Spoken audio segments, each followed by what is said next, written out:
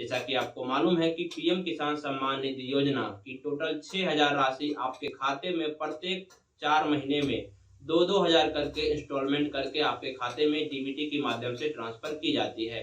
और आपको मालूम है कि विगत 4 महीने से जितने भी किसान भाई बंधु हैं उनसे अनुरोध किया जा रहा है कि आप जो है पीएम केवाईसी करवा लें। इसके लिए सरकार ने अभी तक 2 बार डेट जारी कर चुकी है। पहला डेट था 31 अगस्त तक लास्ट डेट डेडलाइन का, और अभी जो है 15 अगस्त तक, और फिर 15 अगस्त को बढ़ा के अभी 31 अगस्त तक कर दिया गया है। तो आपसे अनुरोध है कि आपने अभी तक ई-केवाईसी नहीं करवाया है तो आप ई-केवाईसी करवा लें, और यदि आपने ई-केवाईसी करवा लिया है तो आपको एक बार वेरीफाई हो जाना है कि आपका ई-केवाईसी हुआ है या नहीं हुआ है। क्योंकि यदि आपका ई-केवाईसी नहीं हुआ होगा तो यहाँ पर स्ट्रिक्टली बोला गया है, गवर्नमेंट की तरफ से ऑर्डर आए हुए हैं कि 12वीं इंस्टॉलमेंट का जो किस्त है आपके खाते में ट्रांसफर नहीं की जाएगी किसी भी हालत में।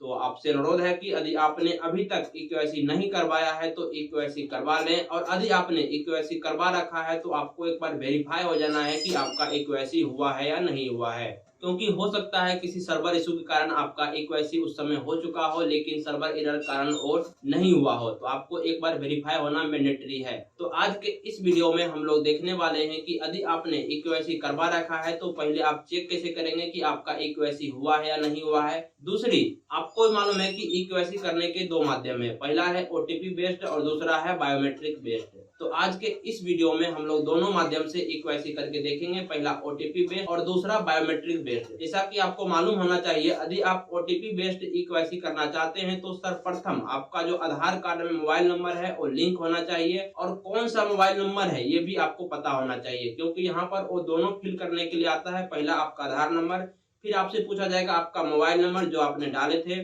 फिर आपको पीएम केवाईसी की तरफ से आपको एक ओटीपी आएगा, और फिर आपको एक आधार कार्ड की तरफ से आपको एक ओटीपी आएगा। इतना करते ही आप जैसे ही सबमिट करेंगे आपका ई-केवाईसी सक्सेसफुल दिखा दिया जाएगा।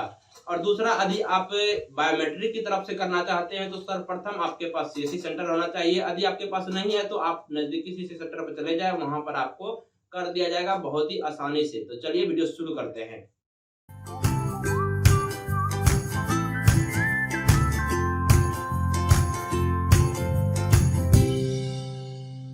तो दोस्तों हम लोग आ गए हैं अपने डेस्कटॉप पर, और यहाँ पर मैंने सर्च कर रखा है पीएम किसान। पीएम किसान पोर्टल पर आते ही देखिए आपको यहाँ पर साफ शब्दों में लिख दिया गया है कि deadline of KYC for all PM Kisan beneficiary has been extended till 31 August 2022। 31 अगस्त तक आपका जो है ई-केवाईसी का डेट बढ़ा दिया गया है। यदि आपको जानना है आपका ई-केवाईसी हुआ है या नहीं हुआ है तो उसके लिए आपको अपने पोर्टल के फार्मर कॉर्नर में आना है, और वहां पर आपको पहला जो लिंक है ई-केवाईसी का, इस पर आपको क्लिक करके प्रोसीड करना है। जैसे ही आप यहाँ पर क्लिक करिएगा आपको यहाँ पर देखिए ओटीपी बेस्ड ई-केवाईसी का ऑप्शन आएगा, और यहाँ पर आपको नीचे एक आधार नंबर का भी ऑप्शन आ रहा है। तो जिसका भी आप ई-केवाईसी करना चाहते हैं या जानना चाहते हैं कि इन बंधुओं का ई-केवाईसी हुआ है या नहीं हुआ है, तो उसके लिए आपको यहाँ पर उसका आधार नंबर डायल करके आपको सर्च बटन पर क्लिक करना है। जैसे मैंने अपने पिताजी का ई-केवाईसी किया था आधार ओटीपी बेस्ड के माध्यम से, तो मैं यहाँ पर चेक करता हूँ कि उनका हुआ है या नहीं हुआ है। तो उसके लिए मैं उनका आधार नंबर डायल करता हूं। आधार नंबर डायल करने के बाद आपको सर्च बटन पर क्लिक कर देना है। जैसे ही मैं सर्च बटन पर क्लिक करता हूं, देखिए यहाँ पर आ गया है पॉपअप की ई-केवाईसी इज ऑलरेडी डन। इसका मतलब मेरे पिताजी का, जिनका भी आधार कार्ड है, उनका ई-केवाईसी हो चुका है। उनका 12th इंस्टॉलमेंट आने में कोई भी परेशानी नहीं होगी। अब मैं आपको एक ऐसे किसान का करके दिखाता हूं जिनका ई-केवाईसी अभी तक नहीं हुआ है। तो उनके लिए मैं उनका यहाँ पर आधार नंबर डायल करता हूं और फिर सर्च बटन पर क्लिक करता हूं। जैसे ही आधार नंबर डायल करके सर्च बटन पर क्लिक करेंगे आपको देखिए यहाँ पर एक आया है कि आधार रजिस्टर्ड मोबाइल नंबर। आप जो भी मोबाइल नंबर आधार कार्ड में रजिस्टर किए हो वो मोबाइल नंबर आपको यहाँ पर डायल कर देना है, और डायल करने के बाद गेट मोबाइल ओटीपी पर क्लिक कर देना है।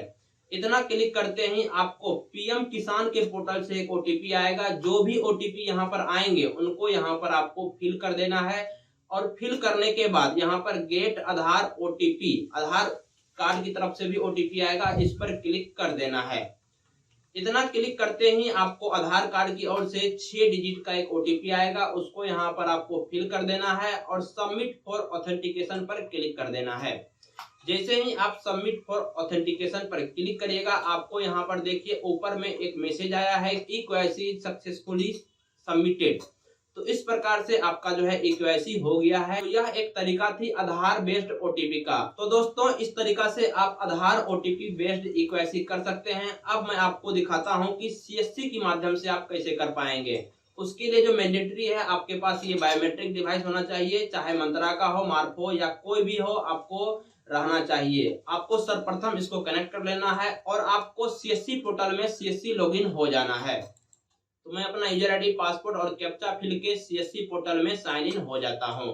पीएम किसान पोर्टल में आते ही आपको सबसे राइट कॉर्नर पर लॉगिन के बगल में देखिए CSC लॉगिन का एक ऑप्शन दिया गया है। इस बटन पर आपको क्लिक कर देना है। ऑटोमेटिक ये आपको रिडायरेक्ट कर देगा CSC कनेक्ट में। तो जैसे ही आप CSC पोर्टल पर रिडायरेक्ट होइएगा, आपको यहाँ पर मैसेज आ जाएगा वेलकम का। तो यहाँ पर देखिए आपको एक बायोमेट्रिक आधार ऑथेंटिकेशन का एक ऑप्शन आया है। यहाँ पर आपको क्लिक हो जाना है और क्लिक होने के बाद यहाँ पर जिनका भी आपको EKYC करवाना है उनका आधार नंबर डालना है, फिर ये कैप्चा डालना है और सर्च करके क्लिक कर देना है। तो दोस्तों जैसे ही आप बायोमेट्रिक आधार ऑथेंटिकेशन पर क्लिक करेगा, आपके पास एक डैशबोर्ड ओपन होगा और यहाँ पर आपको जिनका भी करना है EKYC उनका आधार नंबर डालना है, फिर कैप्चा डालना है और फिर सर्च बटन पर क्लिक कर देना है। इतना क्लिक करते ही उनका मोबाइल नंबर डायल करने के लिए आएगा और वो मोबाइल नंबर आपको डायल कर देना है। फिर आपको कैप्चर फॉर EKYC, यदि आपके पास मार्फो है तो मार्फो से करिए, अगर आपके पास मंत्रा है तो मंत्रा से करिए, अगर आपके पास कोई और डिवाइस है इसमें सेलेक्ट करके आप कर सकते हैं। तो दोस्तों इस प्रकार से आप किसी का भी कर सकते हैं, जो कि मेरे पास अभी किसी ऐसे किसान बंधुओं का नहीं है जिनका मैं EKYC करवा सकूं। बायोमेट्रिक की मदद से सभी का हो चुका है यहाँ पर। तो आज के वीडियो में बस इतना ही। तो यदि आपको वीडियो हेल्पफुल लगी, कुछ इन्फॉर्मेशन आप तक पहुंची, तो वीडियो को लाइक कर दीजिएगा और इसी तरह का वीडियो पाने के लिए चैनल को सब्सक्राइब कर दीजिएगा। आज के वीडियो में इतना ही। धन्यवाद।